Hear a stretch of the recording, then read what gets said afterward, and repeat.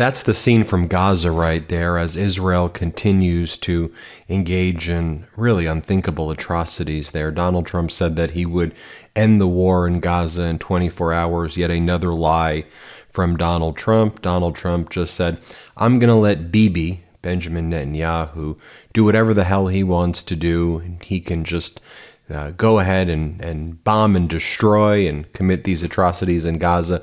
We've been covering here on the MeidasTouch network as well the massive protests in Tel Aviv against Netanyahu. I think it's important to note that there are millions of people in Israel who oppose Netanyahu, and I don't think that's getting enough attention as well. And of course, there's a coalition of numerous countries across the world, especially as we head into this next United Nations session coming up soon, who will formally recognize the Palestinian state.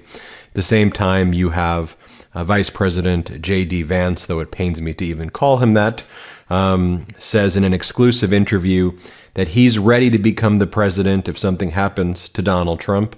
He says that Donald Trump's health is extremely good, extremely good. We all see Donald Trump's hand decomposing, but extremely good health by Donald Trump. We see Donald Trump's cankles like exploding, like his 23-inch circumference cankles, but everything's going very, very good, totally normal. But just like zoom in here on J.D. Vance, I mean, this guy just wears so much freaking eyeliner, and he just rails against, everybody who's different. But like, dude, you're wearing eyeliner. What the hell is even going on there? Just take a look at these headlines from Drudge. Putin pounds Kyiv, EU Brit offices damage, second biggest bombing of the war, Russia threatens to march to Paris, Don's Nobel Peace Prize dream is imploding. Just over the past 24 hours, you have one of the worst attacks on Kyiv since the invasion by Russia started.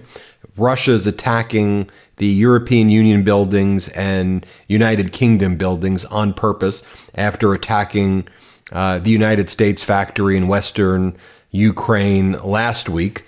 Russia's Vladimir Stolayev, one of Putin's closest friends and oligarchs, is talking about how we're going to march on France and we're going to take it over. That's the type of rhetoric that's being used. Then all throughout Russian TV, all of the state regime propagandists are out there just mocking Donald Trump. They call him the Joker. They mock him for saying, oh, you were going to sanction us. You two more weeks. And Russia calls him stupid and the United States stupid. That's what's going on there in Russia right now. And meanwhile, Zelensky says the following. In Washington, we heard that Putin is supposedly ready to end the war, to meet at the leaders' level and resolve key issues. But instead, he chooses ballistics over any real step towards peace. He kills children in order not to talk when and how peace will come. I'm going to do a whole other video on Zelensky calling out Donald Trump. So check back on this YouTube channel in 90 minutes, or depending on when you're watching this, go watch the next video I'm going to do is going to be purely on Zelensky striking back against Donald Trump. Meanwhile, you take a look at what's going on in the United States right now. You have RFK Jr. Says that he's able to identify mitochondrial challenges on children simply by looking at them, to which Dr. Angela Rasmussen said, scientist here, mitochondria do not present challenges to faces, movements, or social connections. Maybe those kids just don't like you because you're staring at them like a creep who wants to give them measles. Meanwhile, Nisha Patel, Dr. Nisha Patel, says mitochondria are microscopic. You can't diagnose mitochondrial challenges by glaring at a child in an airport. What you can do is prey on parents' fears with pseudoscience while ignoring the real crisis our kids face, like gun violence, food insecurity, and lack of health care.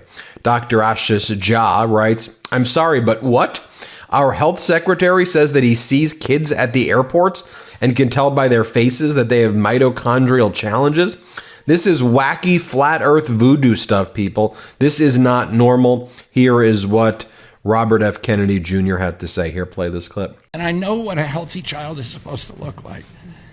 I'm looking at kids as I walk through the airports today, as I walk down the street, and I see these kids that are just overburdened with mitochondrial challenges, with inflammation. You can tell they're from their face. Should also be noted, of course, how the Trump regime, we've been covering this at length, fired their CDC director, Susan Monterez, who they just appointed and confirmed a month ago. Trump, Senator Markey goes, Trump and RFK Jr. handpicked Susan Monterez to lead the CDC. Now they're trying to force her out for refusing to rubber stamp their anti-vaccine conspiracy theories. This administration is so hell-bent on killing people that even their own nominees are saying no. This must end. Meanwhile, an emergency hearing will be taking place in just a few hours today. Judge Cobb, you may have heard her name, Gia Cobb. She's ruled against Trump in other major cases. She's been assigned the Lisa Cook case. Lisa Cook is the Federal Reserve governor who Donald Trump purportedly unlawfully fired. He purported to fire her. The firing would be unlawful because the Federal Reserve is independent from the executive branch. And actually, the Supreme Court made that clear in a ruling about 2 months ago. But anyway, this case was assigned to Judge Cobb. The court will be holding an emergency hearing at this point today. Yesterday would have been tomorrow, so today. And Lisa Cook is seeking to remain on her job as a Federal Reserve Board of Governor. And I think that she will prevail, and the Trump regime is going to get grilled right now by this judge for their behavior. Just can we just take a look at these three headlines over the past 24 hours by The Independent? Because this tells you where we are now as a country. Headline 1. RFK Jr., who doesn't have a medical degree, says he can diagnose children just by looking at them. 2. Sean Hannity says he left New York City because he got too many mean looks from people at restaurants. 3. Trump loses it over a sick rumor, as he calls it, that NBC extended insecure child Seth Meyers' contract, which happened last year. And folks, we are seeing reports of tariffs continuing to cripple large, small, medium-sized companies. America's already had more bankruptcies now than in the past, any time in the past, a few decades at this point. More bankruptcies through August than there were in all of 2021 and 2022. Just take a look at Caterpillar. Well-known company. Caterpillar warns 2025 tariff headwind will be larger than previously anticipated. Could hit them about $600 million a hit from Trump's tariffs, and potentially more than that. And that Caterpillar is a big company, so they're more able to withstand this than medium and small size companies, which are just going bankrupt right now. And while all of this is going on, what's the Department of Homeland Security talking about? Especially as we know the tragic shooting at the school in Minneapolis. The Homeland Security writes, pray without ceasing. Pray without ceasing. And this is what this vicious Trump regime this was the message they were pushing, because the Democrats were saying we need more than thoughts and prayers. Or a lot of people were saying we need more than thoughts and prayers. 85% of Americans believe we should have common sense gun reform, but Republicans keep voting it down, whether it's because they're in the pockets of the NRA or just because they like death. They just keep voting down common sense gun reform, what 85% of Americans want it. And so the point is, yes, thoughts and prayers are fine. Our thoughts and prayers go out to the victims and their family, but let's do something about it. Let's go beyond thoughts and prayers. But the way the Trump regime, in their kind of sociopathic way, they're like, what? You don't want to pray for them? You don't like thoughts and prayers? You hate praying for people who are dead? You hate praying for people who are injured or who have been subject to tragedy? No, we could pray for them, but then let's also do something for them and for the future people who are going to be victims of gun violence. Let's have common sense gun reform. Like, what are we doing here? I'll tell you what we're doing here. In this fascist authoritarian regime, it's all about Trump continuing to just live out his dystopian fascist fantasies. Like, here's what we're learning. Because Donald Trump didn't like the way the Army parade went down, remember that past military parade? Donald Trump now wants the U.S. Navy to hold a massive boat parade in order to cheer up Donald Trump. So now the U.S. Navy's been ordered to prepare their own lavish parade for Donald Trump because Donald Trump didn't like the way the Army parade went down. And while all of this is taking place, you should all note that Susan Collins, the Republican senator from Maine, she's extremely alarmed by all of this. She's alarmed by the firing of the CDC director. She's alarmed by the fact that 180 officials at FEMA sent an open letter saying FEMA has no leadership, and this can result in a tragedy worse than Hurricane Katrina, and that Donald Trump placed all these FEMA people on administrative leave.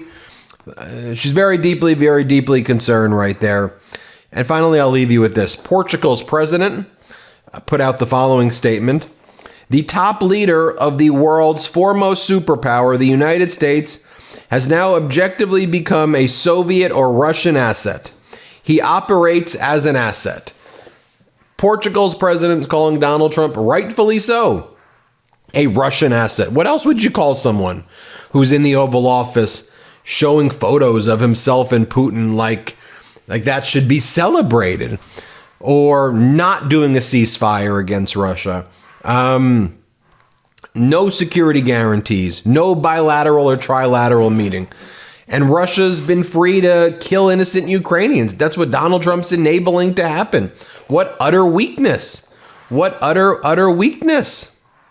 Sad to see. Tell me what you think. Hit subscribe. Let's get to 6 million subscribers, and thanks for watching. Love this video? Support independent media and unlock exclusive content, ad-free videos, and custom emojis by becoming a paid member of our YouTube channel today. You can also gift memberships to others. Let's keep growing together.